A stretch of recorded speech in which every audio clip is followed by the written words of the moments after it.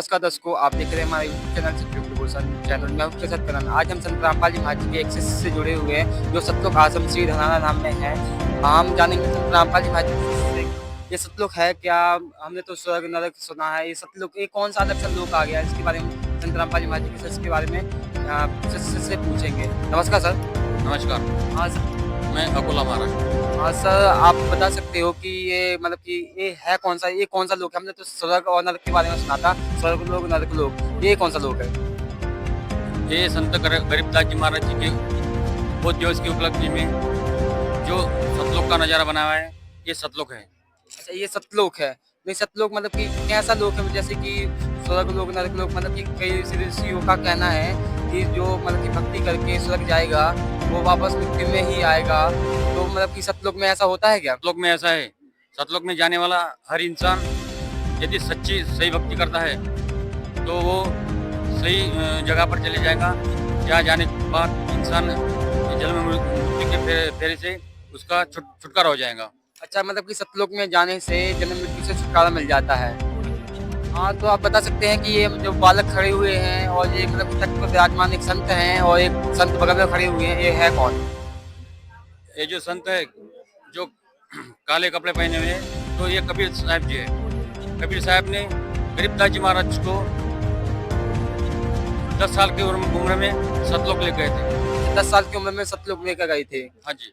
हाँ, तो फिर ये बीच में कौन है। बीच में जो है वो भी कबीर साहब ही है। जैसे तो कबीर साहब कैसे हुए थे। कबीर साहब के तो अनेक रूप हो सकते हैं। कबीर साहब के अनेक रूप हो सकते हैं, कैसे प्रमाण करेंगे आप।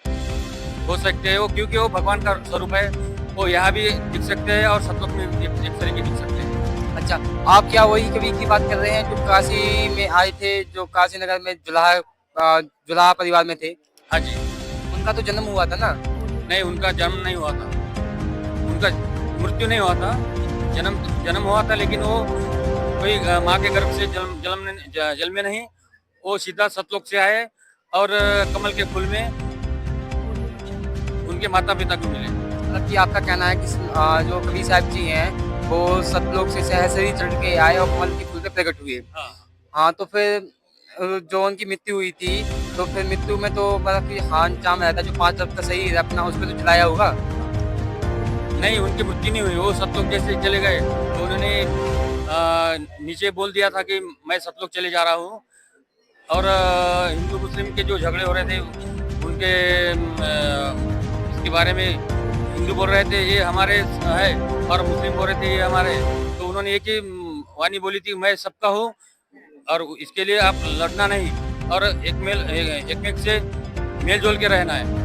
अभी आपने कहा हिंदू मुसलमान, लेकिन यहाँ पे तो जो संत रामपाल जी हैं वो तो एक हिंदू है, और फिर आप मुसलमान कहाँ से बीच में लाए।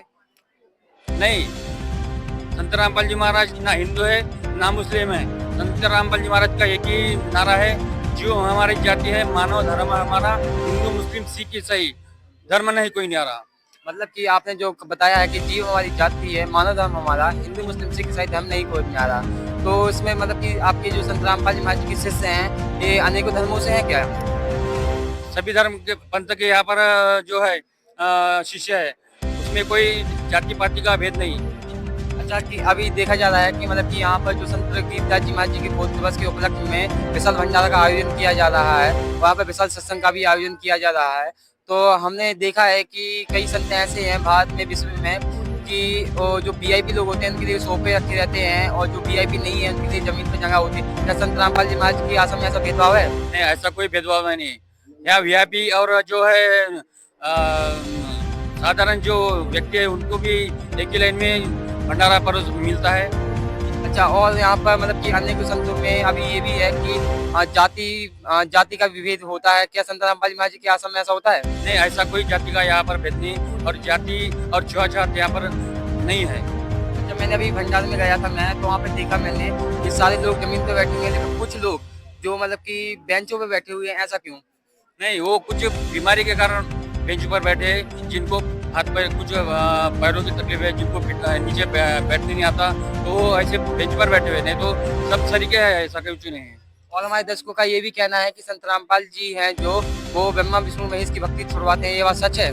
नहीं नहीं, संत रामपाल जी महाराज जी एक कहते हैं कि जिन्हों देवा कमल दल अष्टकमल दल वसे, ये ब्रह्मा विष्णु महेश, प्रथम इनकी वंदना, फिर सुन सदगुरु उपदेश।